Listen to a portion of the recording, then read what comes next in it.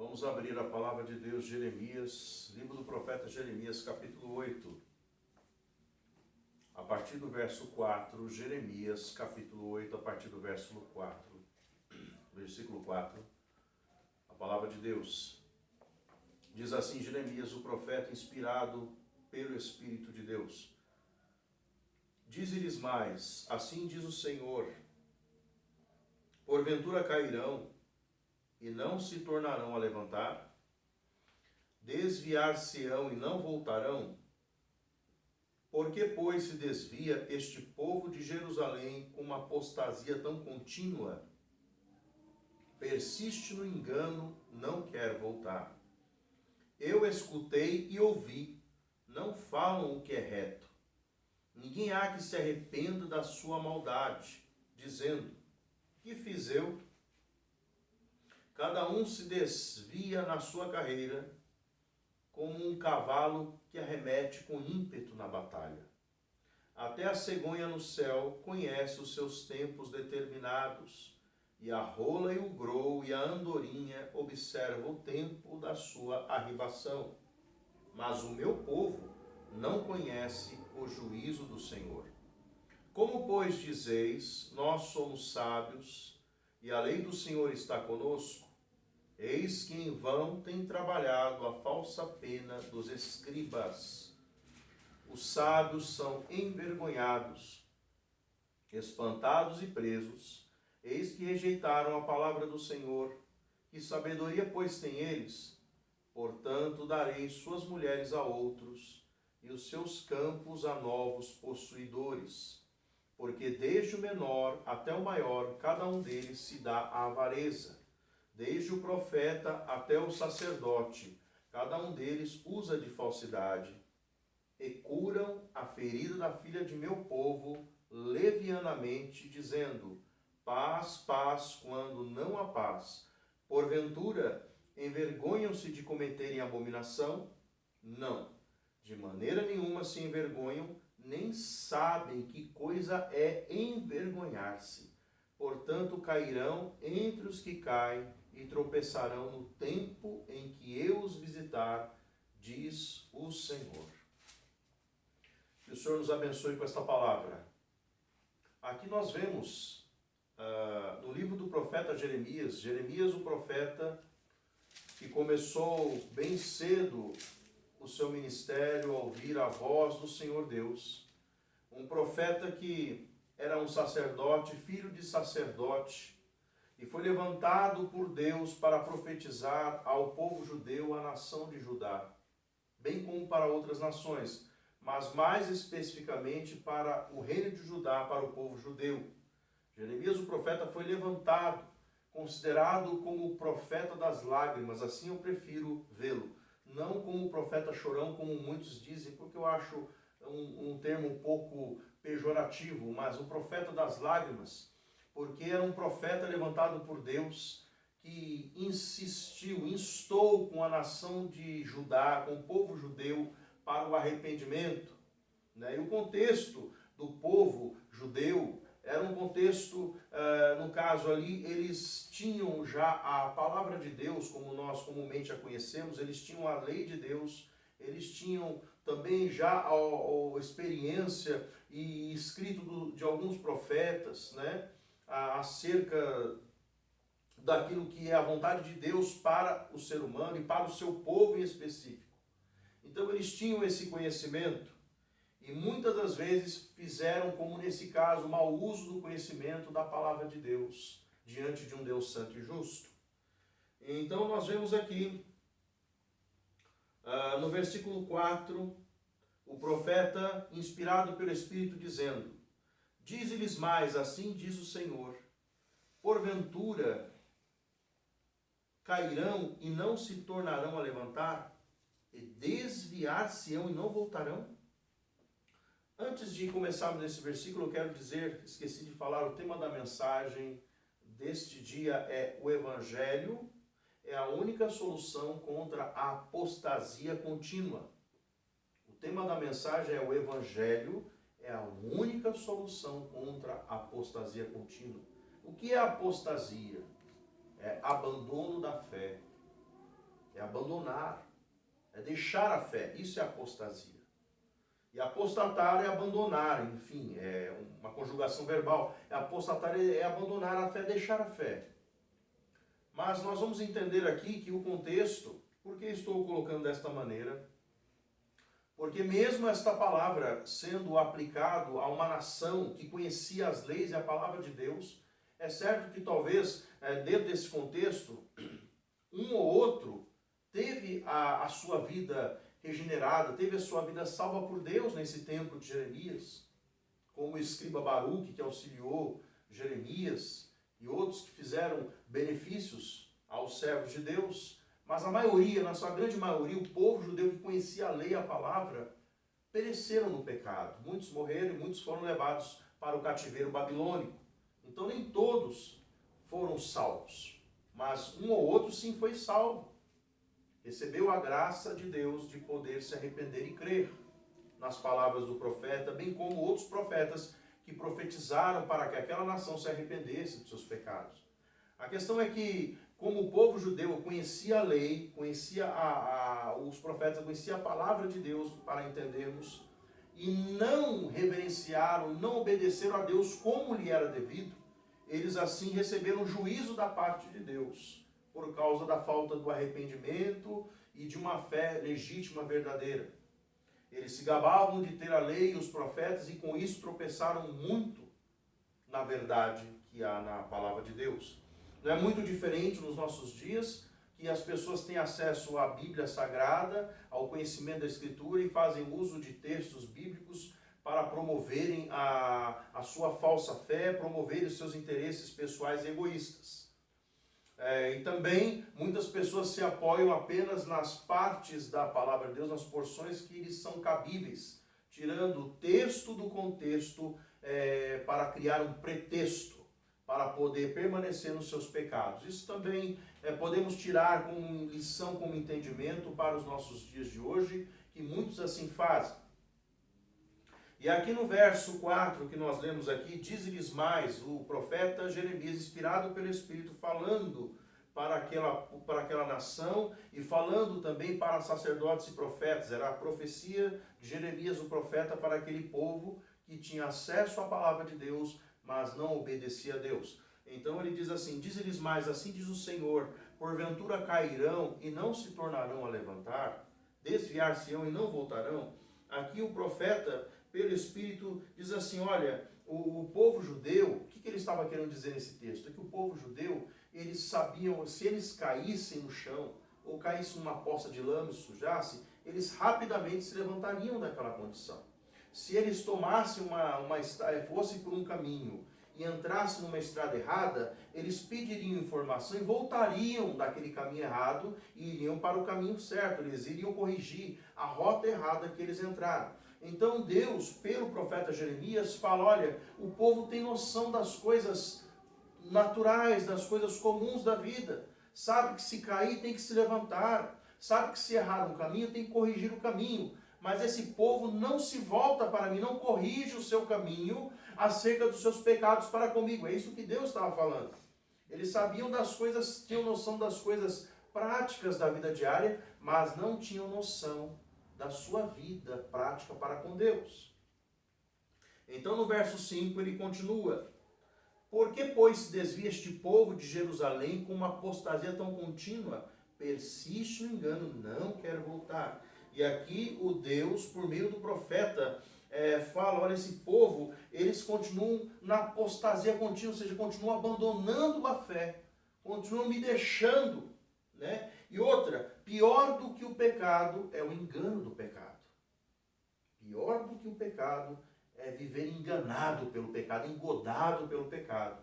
Porque é você achar que está agradando a Deus, quando na verdade você não está agradando a Deus. Eu estou fazendo o que Deus, eu estou fazendo, acredito que estou fazendo o que Deus admira numa pessoa. Eu sou uma pessoa boa, eu dou um prato de comida quando vem o necessitado. Eu não falo palavrão, palavrão é coisa feia. Não, eu me dou bem com a minha família, eu guardo a minha família, eu procuro estar bem relacionado com a minha família. Mas veja bem, todas essas coisas que são boas, aparentemente externamente, não são coisas erradas em si, mas essas coisas elas não promovem a salvação. Elas não salvam o pecador. Por quê? Porque muitas pessoas fazem essas coisas, mas o seu coração, ele está cheio do pecado. Por que cheio do pecado? Porque a sua motivação, ela é egocêntrica, ela é egoísta. Então a pessoa dá um prato de comida para depois se vangloriar do prato dado. Ela procura não falar palavrão, mas o seu pensamento pensa mal a respeito do seu semelhante. Então, ou seja, a maledicência na mente, não na boca, mas na mente pensa mal daquela pessoa. Então você não precisa necessariamente falar uma palavra errada, um palavrão, mas só de você pensar o mal, o pecado já está em ti. Então esse é o engano do pecado. E não adianta nada nós estarmos, às vezes, bem com a família, muitas vezes aparentemente bem querendo estar, mas apoiando todos os pecados que se comete em nome de um suposto amor. Não, mas eu amo, então eu tenho que estar bem, então aquilo que é errado não tem que ser corrigido, tem que ser mantido. Então, quer dizer, eu sou tolerante contra o mal na vida da pessoa, em detrimento de achar que o fato de ser um familiar, de ser uma pessoa do meu sangue, do meu convívio pessoal, então eu tenho que tolerar, eu tenho que apoiar o pecado na vida dessa pessoa de forma alguma. Isso desagrada a Deus. Para Deus não há um peso, dois pesos e duas medidas. A balança de Deus é justa. Deus fala nem dois pesos, nem duas medidas. Efa justo tereis. A balança do Senhor é uma só. Ou é para o bem ou é para o mal. Ou é para o certo ou é para o errado. Então não tem. Então eu não posso passar a mão em algo que está errado na vida de uma pessoa em detrimento do suposto amor que eu tenha por ela. Por que suposto? Porque quando a pessoa ama verdadeiramente, ela corrige. Porque ela quer o bem dela diante de Deus. O que adianta eu passar a mão na cabeça de uma pessoa porque eu tenho uma afeição por ela e ela morrer condenada no seu pecado? Com aquela afeição e tudo que eu tenha por ela. O que adiantou? Ela viver nesta vida enganada pelo pecado, achando que estava sendo aprovada por Deus, quando na verdade estava sendo reprovada por Ele, e indo no dia da sua morte, ela se encontrar no inferno. Por quê? Porque ela não foi advertida, não foi admoestada, não foi alertada acerca do seu caminho mau. Então, nesse texto que nós lemos aqui, o Senhor fala, porque pois se desvia este povo de Jerusalém com uma apostasia, ou seja, com um abandono da fé tão continuamente, persiste no engano, não quer voltar.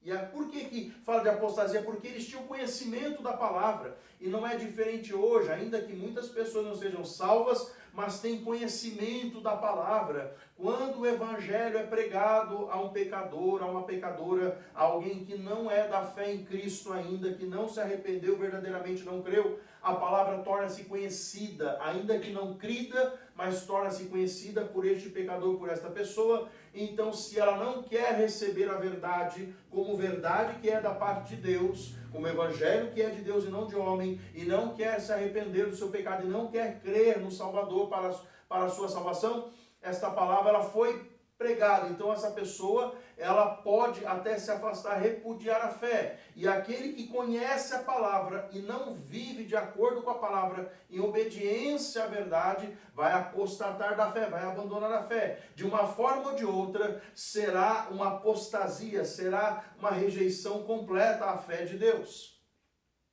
No verso 6 agora, o profeta diz pelo Espírito o que Deus estava declarando e é o que Deus estava acontecendo com Deus. Deus estava ouvindo.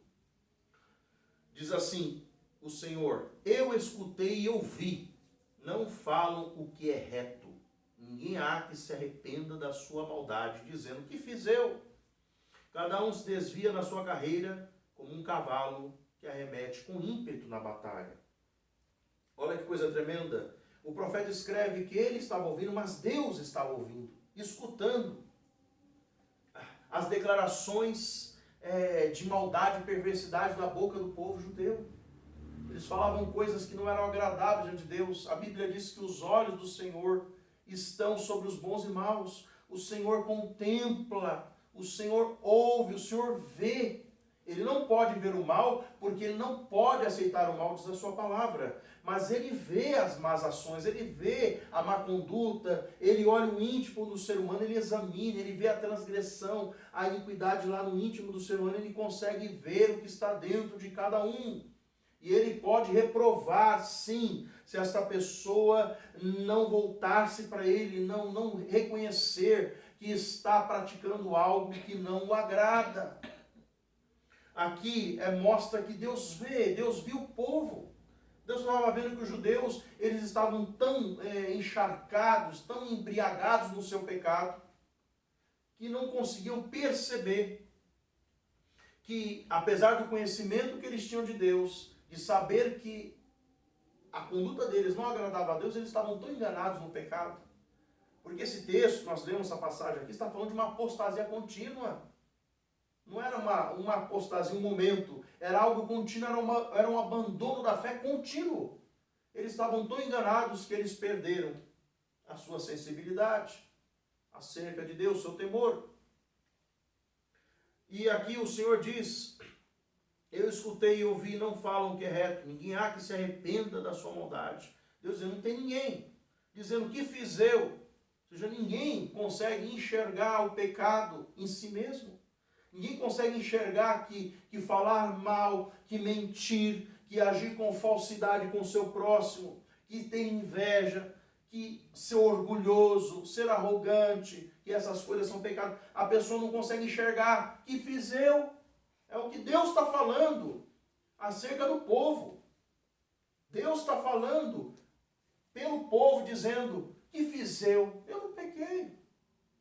Ou eu peco. Que fiz eu?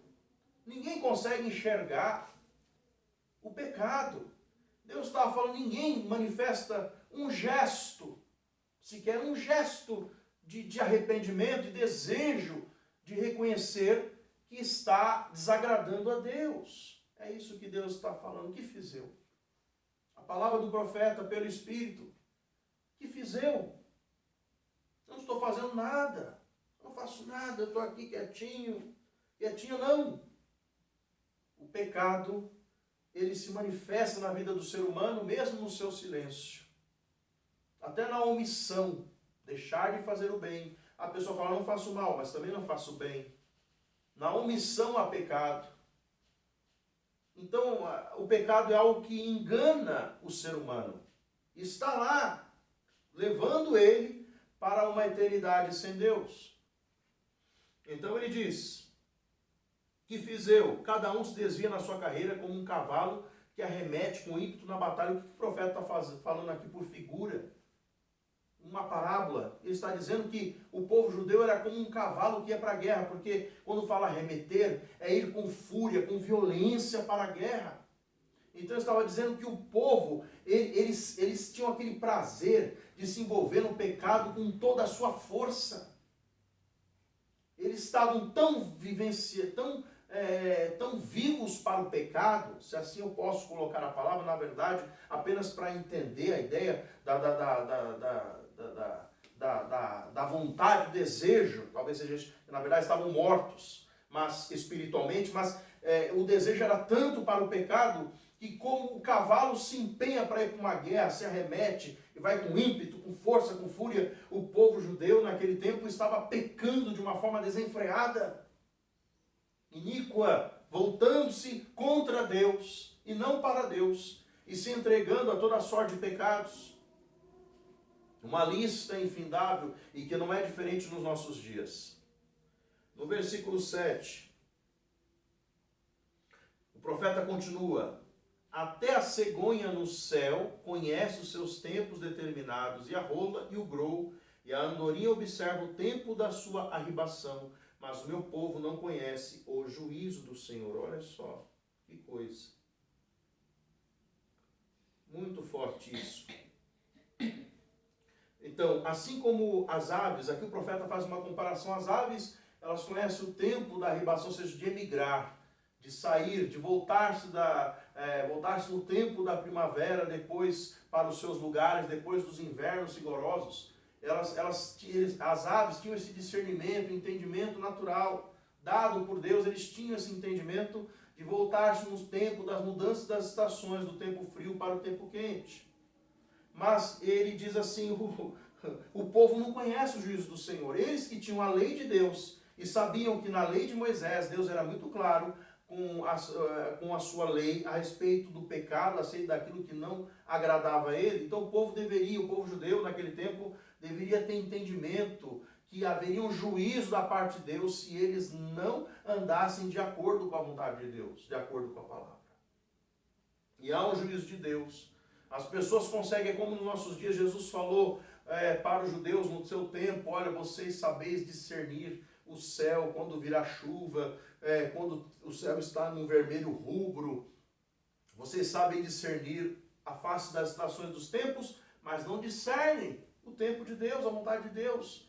Não discernem que o tempo de Deus é agora, o tempo para o arrependimento. Então a gente olha para o tempo assim, quando acorda e vê as nuvens se fechando, escurecendo, e fala, haverá chuva. O ser humano consegue discernir as coisas naturais da vida, mas não discerne o tempo de Deus, não consegue ver que ele está diante de um juízo da parte de Deus. Ele está diante de uma realidade que Deus, a qualquer momento, pode deflagrar sobre a sua vida. Ele não consegue entender que Deus está lhe chamando para que se arrependa, para que deixe esta vida errada, que não agrada a Deus e creia para a sua salvação. Não consegue entender isto. Não consegue ver que Deus está chamando, está querendo, está avisando. Olha, da mesma forma que você consegue ver se o tempo será bom ou não, você tem que entender que haverá um tempo de juízo sobre a sua vida.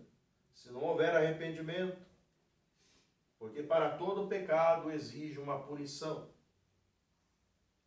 E sem arrependimento não há perdão de pecados. No versículo 8 agora. Como, pois, dizeis, nós somos sábios, e a lei do Senhor está conosco? Profeta falando pelo Espírito, a boca de Deus. Como, pois, dizeis, nós somos sábios e a lei do Senhor está conosco? Eis que em vão tem trabalhado a falsa pena dos escribas. E aqui Deus faz uma pergunta pelo profeta. Como vocês podem dizer que vocês são sábios? Que vocês têm a lei do Senhor? Em vão tem trabalhado. É certo que a palavra de Deus foi escrita por escribas e por homens e homens santos de Deus. Então a palavra foi escrita, mas eles achavam que eles tinham sacerdotes e profetas que estavam corrompidos também no pecado, juntamente com o povo, porque eles eram responsáveis em alertar o povo, em tirar o povo da situação em que o povo estava, de abandono da fé, era a responsabilidade daqueles sacerdotes e escribas. Mas eles não fizeram assim.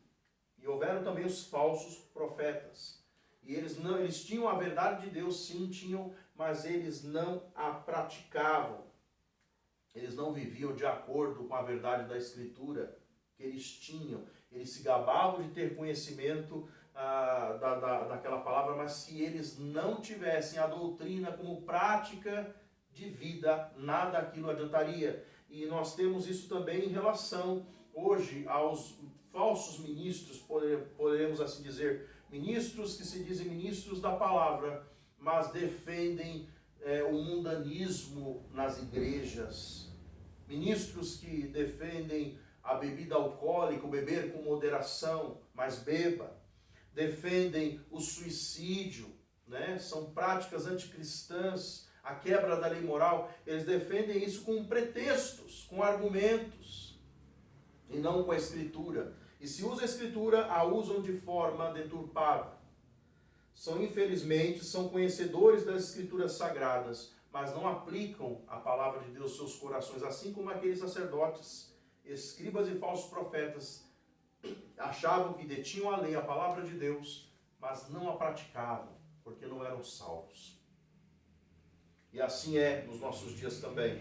Muitos que pregam a palavra. E na verdade, a sabedoria que eles achavam ter, que eles diziam assim, nós somos sábios, na verdade, eles iriam ver depois o juízo deflagrado de Deus sobre as suas vidas e ver que aquela sabedoria que eles achavam que tinham, na verdade, é como o Tiago diz, é uma sabedoria terrena e diabólica.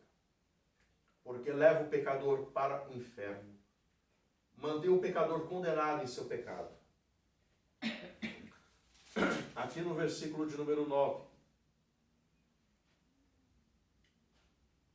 Os sábios são envergonhados, espantados e presos, eis que rejeitaram a palavra do Senhor. Que sabedoria, pois, têm eles? Então aqui, quando o juízo de Deus começarem a vir sobre esses que se dizem ser detentores da palavra, né, e que ensinam a palavra de forma errada, infelizmente, esses que ensinam a palavra de forma errada, quando o juízo começar a vir, eles vão ver que aquela sabedoria que eles achavam ter, na verdade, era uma falsa sabedoria, como falamos aqui, uma sabedoria terrena e diabólica. Infelizmente, chegará esse tempo. E aqueles que ouvem também, e dão ouvidos a esse tipo de ministro, esse tipo de líder, de falso líder, em algumas religiões, falsos sacerdotes, como nas denominações católicas e espíritas, pessoas que ministram um falso evangelho, uma falsa palavra com o nome de evangelho, também todos que seguirem por esse caminho se verão que quando o juízo vier, será revelada que a sua sabedoria não era a verdadeira sabedoria. É por isso que o evangelho de Deus, ele é o poder, ele é a sabedoria de Deus em Cristo. O verdadeiro evangelho, ele é o poder e a sabedoria de Deus em Cristo Jesus, para a salvação. No versículo 10, portanto darei suas mulheres a outros e os seus campos a novos possuidores, porque desde o menor até o maior, cada um deles se dá à avareza. Desde o profeta até o sacerdote, cada um deles usa de falsidade. Aqui, nesse texto aqui, todos aqueles que seguem esses falsos líderes, falsos como eram os judeus seguindo os falsos profetas, falsos sacerdotes, e aqueles que seguem esse tipo de pessoa, eles receberão o juízo e verão o engano nas suas vidas ser revelado nesse dia. É interessante aqui que nesse texto aqui, muitos não sabem, quem segue um falso líder, não sabe qual é a sua real motivação. Não enxerga que a sua motivação, como diz o texto, é por questão de avareza, por questão de ganância. Geralmente é isso. O que move o coração de um falso líder é a ganância, é o poder, é o dinheiro, é o status. É isso que move um falso líder, um falso ministro. É o que geralmente move. Então ele introduz o engano, o erro, para que aquelas pessoas que o sigam se mantenham enganadas nos seus pecados. E é interessante que esse tipo de liderança aqui, o profeta fala, que aqui no versículo 10, portanto darei suas mulheres a outros e os seus campos a novos possuidores, porque desde o menor até o maior, cada um deles se dá avareza. Essa é a motivação enganosa. E desde o profeta ao sacerdote, cada um deles usa de falsidade. Então eles são falsos para com aqueles que os seguem também. Não são verdadeiros, são falsos, porque induzem a que essas pessoas permaneçam no pecado. E também eles, com certeza, eles se rirão e darão risada, e dão risada dos seus seguidores, porque são seguidores que vivem no engano, porque usam de falsidade uns para com os outros. É duro isso daí, mas usam porque a pessoa não vive na verdade, ela vive na mentira, no engano. Então esse tipo de líder, ele dá risada daquele que crê nas suas mentiras, crê nas suas vaidades, crê nos seus pecados. Mas esses líderes receberão juízo da parte de Deus sobre as suas vidas, e aqueles que permanecerem seguindo esse tipo de ministro falso, leviano, mentiroso também receberá o juízo de Deus. Versículo 11. E curam a ferida da filha de meu povo levianamente, dizendo paz, paz, quando não há paz. Coisa forte isso. Esses falsos ministros, como os falsos sacerdotes, os falsos profetas, aliás, os sacerdotes daquele tempo, eles viam o pecado do povo e não corrigiam o povo. Eles viam o pecado do povo e não corrigiam porque eles mesmos também estavam no pecado. E Deus é muito severo, muito firme, muito grave nesta declaração. e curam a ferida do meu povo, da filha do meu povo, levianamente, dizendo paz, paz, quando não há paz. Ou seja, levianamente, de forma irresponsável, irreverente, de forma lasciva, maligna. Eles agem contra o meu povo, como se fosse a favor do povo. Mas é contra o povo, porque Deus estava contra o povo, contra o seu pecado e contra esses líderes. Porque as intenções deles eram intenções malignas, avarentas. E é tão interessante isso nos nossos dias, que muitos líderes, esses falsos líderes e líderes, mantêm as suas igrejas cheias com esse tipo de pretexto. Por intenções erradas, por motivações obscuras, para eles mantêm bodes em suas igrejas. Em vez de manter ovelhas alimentadas, mantêm bodes. Por quê?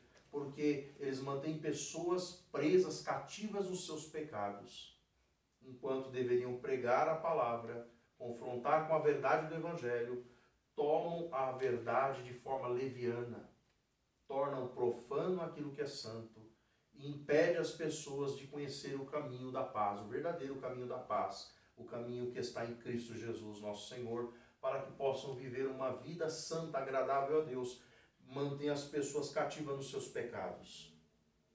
Com isso, eles pensam e declaram que a paz, paz, quando na verdade haverá repentina destruição sobre a vida daqueles que não se arrependem. No versículo 12, para encerrarmos. Porventura envergonham-se de cometerem abominação? Não. De maneira nenhuma se envergonham, nem sabem o que é envergonhar-se. Portanto, cairão entre os que caem e tropeçarão no tempo em que eu os visitar, diz o Senhor. Aqui o profeta fala que o povo não se arrependia.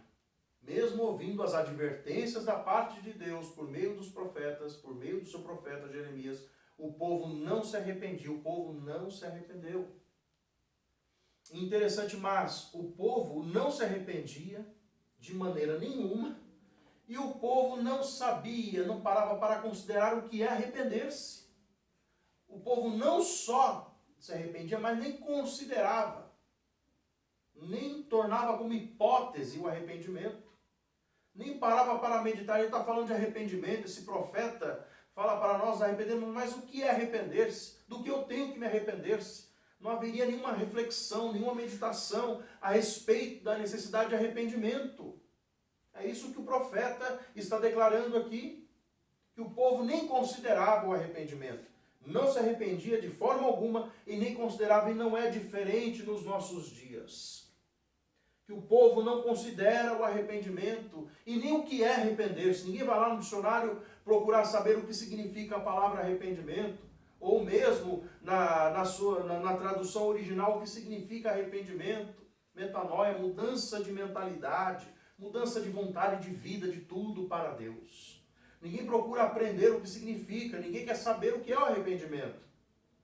Por quê? Porque o mal do pecado tem se instalado na humanidade de uma forma normalizada, como falamos muitas vezes aqui, a iniquidade, que é o pecado normalizado, parece que é o pecado instituído na humanidade, sem freio, sem medida, sem restrição. A humanidade tem andado dessa forma,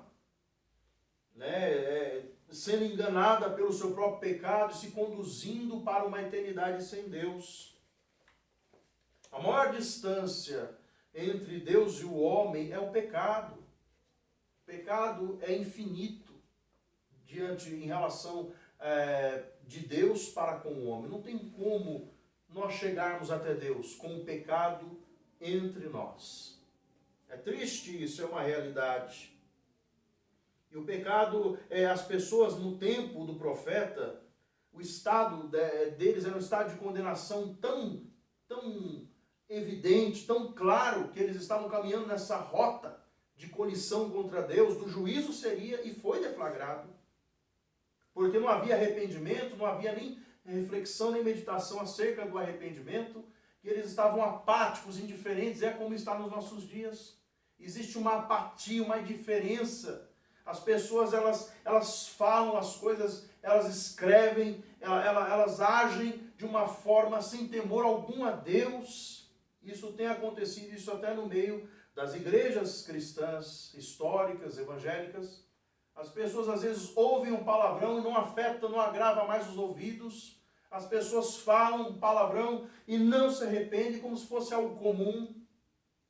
Isso é triste, porque é o pecado. O pecado, ele pode ser deflagrado, ele pode ser praticado através de uma língua ferina, quando fala contra uma pessoa de uma forma mortal, ou desde de uma pessoa que pode apertar um botão vermelho e iniciar uma guerra mundial.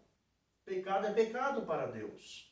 Não existe um limite de dizer, não, este pecado, ele tem mais importância do que o outro para Deus. Podemos falar do pecado, da blasfêmia contra o Espírito, que é um pecado sem perdão, mas a questão é que o pecado é pecado, e Jesus morreu pelos pecados de pecadores que se arrependem. O pecado custou a vida do Filho de Deus, então o pecado é algo, sim, relevante, e algo que, independente do seu tamanho, da sua proporção, ele mantém o ser humano afastado de Deus até que este se arrependa e creia no Evangelho. Ele mantém o homem distante. E Deus fala que, portanto, cairão, entre os que caem tropeçarão, no tempo em que eu os visitar, diz o Senhor. Houve um tempo, e esse tempo aconteceu, em que Deus visitou com juízo a nação dos judeus, o povo judeu, e os levou cativos para o exílio na Babilônia, para que eles permanecessem lá 70 anos, como tratativa de Deus, por causa dos seus pecados, por causa do endurecimento, por causa da apostasia contínua, do abandono da fé contínua. Talvez muitas pessoas tenham abandonado a sua fé, a fé no Salvador, sem perceber que, na verdade, nunca foram eleitas, nunca foram, na verdade, salvas por Cristo. E estavam dentro das suas igrejas, das suas denominações, vivendo de uma forma religiosa, de uma forma moralista, mas nunca, dentro de si, nunca houve internalizada a regeneração, o novo nascimento dado por Deus, para que pudessem verdadeiramente se converter, se arrepender e crer dos seus pecados e voltar-se para o Salvador, o Senhor Jesus Cristo, o único que pode salvar. Jeremias era o profeta das lágrimas porque ele chorou muito para que o povo judeu se arrependesse, voltasse para Deus, e o povo não voltava porque o povo perdeu a sensibilidade, a noção pelo pecado. E não é diferente nos nossos dias em que o evangelho é pregado, em que o arrependimento é pregado, e vou dizer mais, o arrependimento, quando é pregado em nossos dias, ele é tido como um termo de legalismo. Quando se fala em arrependimento, as pessoas acham que isso é algo legalista, é algo pesado. Santidade também tornou-se algo legalista. Não, ninguém é santo não, ninguém é santinho. É isso que falam, ninguém é santinho ou santinha não. Ninguém pode viver, só Deus é santo, ninguém é santo aqui não. Todo mundo pode viver do jeito que quiser viver, não pode. Ninguém pode viver neste mundo do jeito que quiser viver, não. Diante de Deus, não. Diante do pecado, sim. Diante de Deus, não. Temos que viver de uma forma agradável a Deus. Que agrade a Deus. É aquilo que Ele estabeleceu na sua palavra. Sede santos, porque eu, Senhor Deus, sou santo. Então o padrão moral de Deus é elevado. Nós encerrarmos aqui o texto, 2 Coríntios 6. Que é uma coisa que choca muitas pessoas, mas é uma realidade da Escritura. Em 2 Coríntios capítulo 6,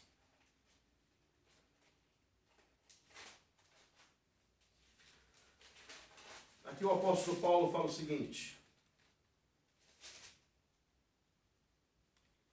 2 Coríntios 6, 14 em diante, para encerrarmos: não vos prendais a um jugo desigual com os infiéis, porque que sociedade tem a justiça com a injustiça, e que comunhão tem a luz com as trevas, e que concórdia há entre Cristo e Belial, ou que parte tem o fiel com o infiel, e que consenso tem o templo de Deus com os ídolos, porque vós sois o templo do Deus vivente, como Deus disse, neles habitarei, e entre eles andarei, e eu serei o seu Deus, e eles serão o meu povo.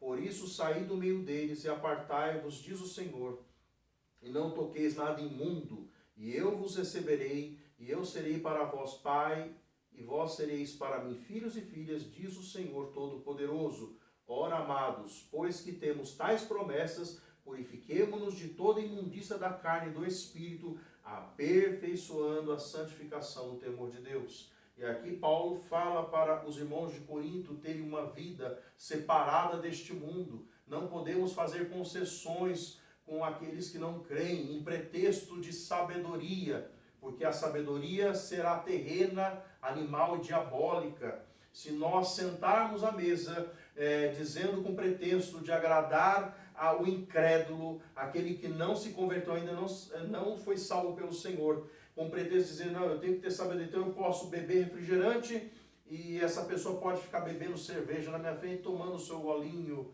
e nós ali sentados ali em festinhas mundanas, bebendo refrigerante como crentes, e o incrédulo bebendo lá a sua cervejinha, nós vendo ele praticando o pecado, a sua mente ficando pervertido o juízo, a imoralidade, o mal na sua vida, e nós consentindo com aquilo, dizendo, eu tenho que ser sábio. Ah, não, essa sabedoria é terrena, isso não salvará o incrédulo, isso não é dar bom testemunho, isso é mau testemunho. Porque o bom testemunho é se apartar, é reprovar as obras infrutuosas das trevas, é condená-las.